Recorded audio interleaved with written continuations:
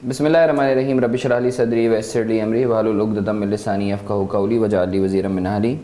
Sir, last session में हम लोगों ने जो है बेड डेट्स के टॉपिक को देखा था, बेड डेट्स को डिटेल में किया था। What I would like all of you के देखो कॉन्सेप्चुअली तो हम लोगों ने कर लिया था, but I would suggest you कि तुम लोग एक दफ़ा ना स्टडी टेक्स्ट को तमीज़ से अच्छे से देख लो, सही है ना। तुम स्टडी टेक्स्ट के को ऑब्जेक्टिव क्वेश्चंस हो गए, तुम्हारे जो डिस्क्रिप्टिव कॉम्प्रिहेंसिव क्वेश्चन है उसको एक दफ़ा कर लो, फिर मैं बीच में एक क्लास लगा के ना तुम लोगों की जो भी कंसर्न्स होंगे, क्यूरीज होंगी, वो मैं एक दफ़ा उसको भी खुद भी एड्रेस कर दूंगा, सही है ना। तो स्टडी टेक्स्ट को लाजमी रन थ्रू कर लो। आज का जो हम लोगों का टॉपिक है this is accruals and prepayments. Sir, accruals and prepayments का जो टॉपिक है, although it's a basic topic but it's an important topic. Exam में या तो इससे जो है 5 to 6 मार्क्स का अलग से MCQ आता है, या फिर इसको फाइनल अकाउंट्स के साथ जो है वो मिला के एग्जामिनर पूछता है, लाजमी पूछता है, सही है ना। एक्रूवल्स एंड प्री पेमेंट्स ये वो एरिया है जो एग्जामिनर लाजमी पूछेगा। हाँ, उसका वेटेज कम होता है, अनलाइक बेड डेट्स जिसका वेटेज 8 से 10 मार्क का होता है, फाइनल अकाउंट जिसका 20 मार्क का होता है, इसका वेटेज कम होता है बट ये लाजमी आता है। और अगर ये एग्ज़ाम में ना भी आए तो इसको समझना शदीद ज़रूरी है, क्योंकि इसके बगैर अकाउंटिंग अधूरी है। और ये वाहिद एक्रूवल्स एंड प्री पेमेंट्स हैं जो हर कंपनी के अंदर पाई जाती हैं। अब सर ये होती क्या है, आए इसके ऊपर हम लोग चर्चा करते हैं। अच्छा जी, बिस्मिल्लाहिर्रहमानिर्रहीम। Now this concept is something really very important to understand, basis of accounting. इसमें से लाजमी एग्जामिनर सवाल करता है बेसिक लेवल पर। देखिए, जब आप अकाउंटिंग करते हैं या रिकॉर्डिंग करते हैं तो there are 2 basis to recording items, that is income और एक्सपेंस। अच्छा, आपको ये चीज़ पता है कि एसेट और लायबिलिटी इटसेल्फ कुछ भी नहीं होता, इट्स एक्चुअली इनकम और एक्सपेंस और कैपिटल जिसकी वजह से एसेट या लायबिलिटी अराइज होती है, राइट। एसेट या लायबिलिटी ऐसा नहीं है फूक मारी जो है एसेट या लायबिलिटी आ गया, इट्स एक्चुअली इनकम और एक्सपेंस और कैपिटल जिसकी वजह से एसेट या लायबिलिटी में कमी या ज्यादती होती है। So now this is something really important to understand कि हम इनकम और एक्सपेंस को कब रिकॉर्ड करेंगे अपनी बुक्स में। जब हमें इनकम के पर्सपेक्टिव से अगर मैं बात करूं तो जब हमें कोई पैसे देगा तो हम उसको अपनी इनकम मान लेंगे, क्योंकि जब कोई बंदा हमें पैसे देगा इनकम के एवज, so he would be expecting something as a consideration from us, either services और ईदर गुड्स। लेट्स से अभी तुम हसन मारफानी से जो है अकाउंटिंग की क्लासेस लेने के लिए आते हो, अज्यूम करते हैं 6 महीने का कोर्स है, मेरी फ़ी है लेट्स से 30,000, तो 30,000 तो मैं तुमसे आज ले लूंगा, बट मैं जो पढ़ाऊंगा तुम्हें वो तो over the period of 6 months पढ़ाऊंगा। तो सवाल ये पैदा होता है कि मैं हसन मारफानी अपनी इनकम आज बुक कर लूं जब तुम मुझे एडवांस में पैसे दे रहे हो, या फिर मैं 6 महीने बाद बुक करूं, या हर महीने में इक्वली बुक करूं। ये सारे सवालात हैं जो हमें अकाउंटिंग करते हुए आते हैं। सो उसी चीज का जवाब आए जरा हम देखते हैं बेसिस ऑफ अकाउंटिंग। याद रखिएगा, जब हम अकाउंटिंग या रिकॉर्डिंग करते हैं इनकम और एक्सपेंसेस की तो 2 बेसिस होती हैं, one is cash basis and other is accrual basis. Cash basis में आप इनकम उस वक्त रिकॉर्ड करते हो जब आपको रिसीव हो जाए, इररिस्पेक्टिव ऑफ आपने उसे अर्न किया हो, आप उसके हकदार हो या ना हो। हकदार होने या ना होने का मतलब क्या है, जैसे अभी तुमने मुझे फ़ी दी लेट से 6 महीने की 30,000 रुपये, सही है। तो आज अगर तुम मुझे 30,000 रुपये देते हो तो मैं हालांकि हकदार नहीं हूं इसका, मैं हकदार उस वक्त बनूंगा जब मैं तुम्हें 6 महीने पढ़ा दूंगा, सही है ना। या अगर मंथली फ़ी है तो मंथली की हर जैसे जैसे महीना गुजरेगा वैसे वैसे मैं हकदार बनूंगा। सो याद रखो, कैश बेसिस में आप इनकम उस वक्त रिकॉर्ड करते हो जब आपको रिसीव हो जाए, इररिस्पेक्टिव ऑफ आपने उसे अर्न किया हो या ना किया हो, सही है। This is something really important. Income is recorded on the basis of receipt. दूसरा, एक्सपेंस कैश बेसिस में कब रिकॉर्ड होता है, याद रखें एक्सपेंस उस वक्त रिकॉर्ड होता है जब आप एक्सपेंस पे करते हो, इररिस्पेक्टिव ऑफ आपने उसका बेनिफिट लिया है या नहीं लिया। मैं जब तुम्हें पढ़ा रहा हूं तो टेक्निकली तुम्हारे लिए वो एक्सपेंस क्यों है, क्योंकि तुम पढ़ रहे हो। तो सवाल ये पैदा होता है तुम अपना एक्सपेंस कब बुक करोगे, जब तुमने पे किया है तब बुक करोगे, या जैसे जैसे तुम बेनिफिट लेते जाओगे वैसे वैसे बुक करोगे। तो the answer is under cash basis आप एक्सपेंस उस वक्त बुक करते हो जब आप पे करो, इररिस्पेक्टिव ऑफ आपने बेनिफिट लिया हो या ना लिया हो। सो आई एम श्योर आपको कैश बेसिस के हवाले से क्लैरिटी है। इनकम उस वक्त रिकॉर्ड होगी जब आपकी जेब में पैसे जाएंगे, एक्सपेंस उस वक्त रिकॉर्ड होगा जब आपकी जेब से पैसे जाएंगे, सही है। अब सवाल ये पैदा होता है एक्रूअल बेसिस में आप इनकम और एक्सपेंस कब रिकॉर्ड करते हैं? एक्रूअल बेसिस में आप इनकम रिकॉर्ड करते हैं जब आप हकदार बन जाते हैं, अर्न कर लेते हैं, इररिस्पेक्टिव ऑफ आपको पैसे मिलें या ना मिलें। एक्रूअल बेसिस में आप हकदार जब बनते हो, जब इंटाइटल्ड होते हो, जब अर्न कर लेते हो इनकम को, तब आप रिकॉर्ड करते हो इररिस्पेक्टिव ऑफ आपको वो पैसे मिलें या नहीं मिलें, तभी रिसीवेबल का कॉन्सेप्ट होता है। एक्सपेंस एक्रूअल बेसिस में आप उस वक्त रिकॉर्ड करते हो जब आप इनकर कर लो, जब आप बेनिफिट ले लो, इररिस्पेक्टिव ऑफ आपने पेमेंट की हो या ना की हो। यही वजह है कि एक्रूअल बेसिस के अंदर पेएबल का कॉन्सेप्ट होता है। अच्छा, इसका मतलब यह है कि कैश बेसिस के अंदर कोई रिसीवेबल और पेएबल नहीं होगा? जी सर, बिल्कुल नहीं होगा। क्यों नहीं होगा? क्योंकि कैश बेसिस के अंदर आप रिकॉर्डिंग ही उस वक्त करते हो जब आप पे कर दो या रिसीव कर लो। एक्रूअल बेसिस में रिसीवेबल और पेएबल का कॉन्सेप्ट हो सकता है? जी बिल्कुल हो सकता है, क्योंकि आपकी जो बेसिस ऑफ रिकॉर्डिंग है इनकम के केस के अंदर अर्न, जब आप अर्न कर लेते हो, जब हकदार बन जाते हो तब होती है, और एक्सपेंस के केस में जब आप एक्सपेंस इनकर कर लेते हो, जब आप बेनिफिट ले लेते हो, उस वक्त जो है आप एक्सपेंस बुक कर लेते हो इररिस्पेक्टिव ऑफ आपने पेमेंट की हो या ना की हो। मैं उम्मीद करता हूं आपको इस चीज पे क्लैरिटी है। Now let's quickly look at the example.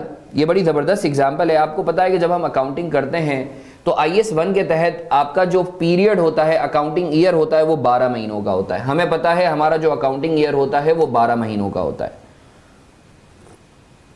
अब अज्यूम करो आपका साल शुरू हो रहा है 1 जनवरी 2012 को और आपका ईयर एंड है 31 दिसंबर 2012। ठीक है, अब आपने जो है रेंट एग्रीमेंट किया है ऑफिस के लिए 1 जनवरी 2012 को, और आप जो रेंट पे कर रहे हो वो 18 महीनों का कर रहे हो, मतलब 1,80,000, अज्यूमिंग 10,000 पर महीना पर मंथ कर रहे हो। अब आपका जो पीरियड है, अकाउंटिंग का जो पीरियड है वो 12 महीनों का है। आपने इस 12 महीनों की जो है अकाउंटिंग कर ली है। तो मुझे बताओ फ्रॉम टेनेंट परस्पेक्टिव, अगर तो आप लेट्स से टेनेंट हो, आप किराएदार हो, तो अंडर कैश बेसिस आप रेंट एक्सपेंस कितना बुक करोगे? आप बोलोगे भाई 12 महीने छोड़ो, पेमेंट कितनी की है? हालांकि आपने बेनिफिट 12 महीने का लिया है, आप यहां स्टैंड कर रहे हो, आप 31 दिसंबर पर स्टैंड कर रहे हो, ईयर एंड पे पूरा एक साल गुजर चुका है, अब आप 31 दिसंबर पर अकाउंटिंग कर रहे हो 2012 की। तो अगर तो ये कैश बेसिस होगा, अगर तो आप कैश बेसिस अकाउंटिंग यूज कर रहे हो, तो आप बोलोगे चाहे मैंने 12 महीनों की सर्विसेज ली हो, बट चूंकि कैश बेसिस है तो मैं कितना बुक करूंगा रेंट एक्सपेंस? 10,000 इंटू 18 मंथ्स, पूरे 12 महीनों का कितना बुक करूंगा? 1,80,000। इसके बरक्स अगर आप accrual basis of accounting use कर रहे होते, if you would have been using accrual basis of accounting, तो आप बोलते आपने बेनिफिट कितने महीनों का लिया है? आपने बेनिफिट कितने महीनों का लिया है एक्रूअल बेसिस में? सर 12 महीनों का लिया है, अभी तक 12 महीनों का बेनिफिट लिया है, क्योंकि एक साल हुआ है, 18 महीने नहीं हुए। तो आप बोलेंगे कि भाई जितना मैंने बेनिफिट लिया है उतना मैं एक्सपेंस बुक करूंगा। कितने महीनों का बेनिफिट लिया है? 12 महीनों का। तो आप कितना बुक करेंगे? 1,20,000। अच्छा जी, अगर हम ओनर के पर्सपेक्टिव से देखें, क्योंकि जो आपके लिए एक्सपेंस है वो सामने वाले के लिए इनकम है, तो ओनर के पर्सपेक्टिव से अगर देखें तो ओनर अगर कैश बेसिस के अंडर रिकॉर्ड करता तो ओनर वुड हैव टोल्ड कि भाई मुझे तो पैसे मिले 18 महीनों के 1,80,000, तो इररिस्पेक्टिव ऑफ कि मैंने 12 महीनों की अभी सर्विसेज दी हैं, सही अभी 6 महीने रहते हैं, बट चूंकि मैं एक्रूअल बेसिस नहीं यूज़ कर रहा, मैं कैश बेसिस यूज़ कर रहा हूं, तो मैं कितना बुक करूंगा एक्सपेंस?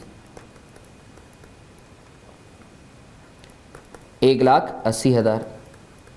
और अगर तो ओनर एक्रूअल बेसिस के तहत अकाउंटिंग कर रहा होता तो ओनर वुड हैव टोल्ड कि भाई देखो मैं हकदार हूं 12 महीनों का, अभी तक 12 महीनों की सर्विसेज दी हैं मैंने, तो मैं 12 महीनों का। तो सर क्या आंसर सेम रहेगा ओनर और टेनेंट के पर्सपेक्टिव से? जी, जो एक का एक्सपेंस है वो दूसरे की इनकम। ऐसा नहीं हो सकता आप किसी को दो 10 रुपए और वो बोले नहीं भाई मुझे तो 15 रुपए मिले, सही है ना? जो सामने वाले का एक्सपेंस होगा वो आपके लिए इनकम होगी और अदर वे राउंड।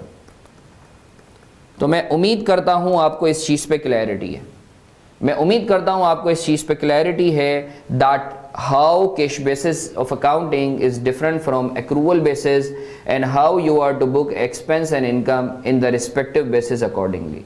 ठीक है ना? Let me quickly reiterate for all of you. In cash basis of accounting you book income and expense on the basis of receipt and payment irrespective of earnings or occurrence accordingly, right? In accrual basis you book income and expense on the basis of earnings on the basis of earned or entitlement or the occurrence in case of expense irrespective of whether the amount has been received or not or paid or not in case of expenses.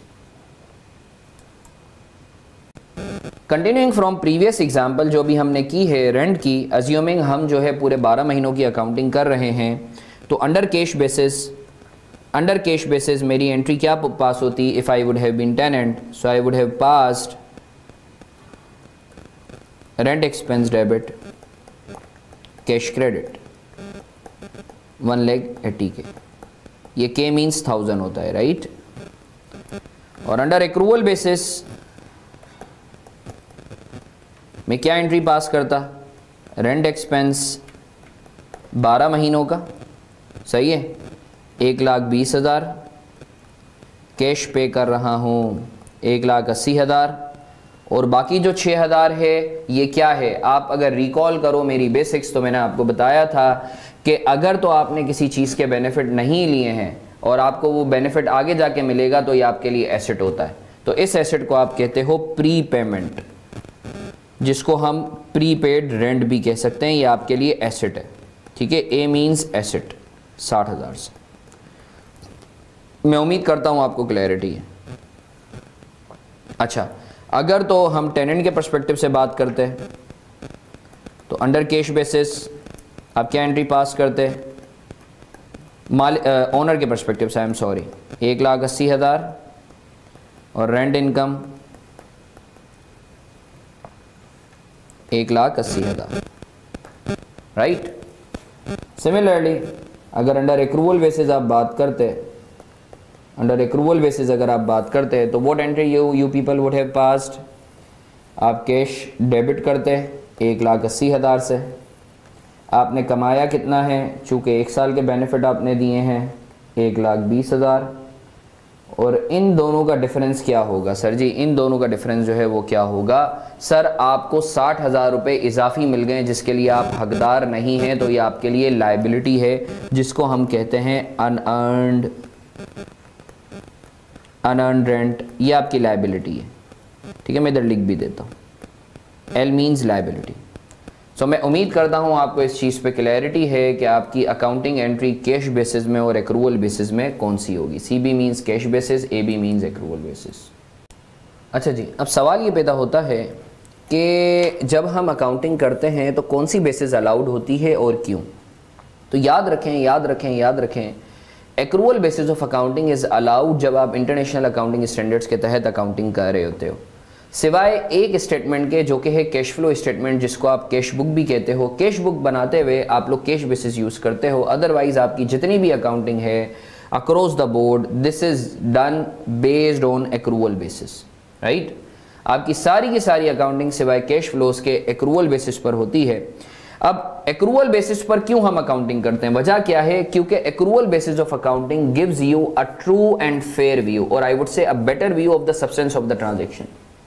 अगर मैंने late से किसी से जो है उधार पे 5 लाख रुपए लिए तो मैं इसको इनकम तो नहीं कह सकता ना, कैश बेसिस में तो ये मेरी इनकम हो जाएगी.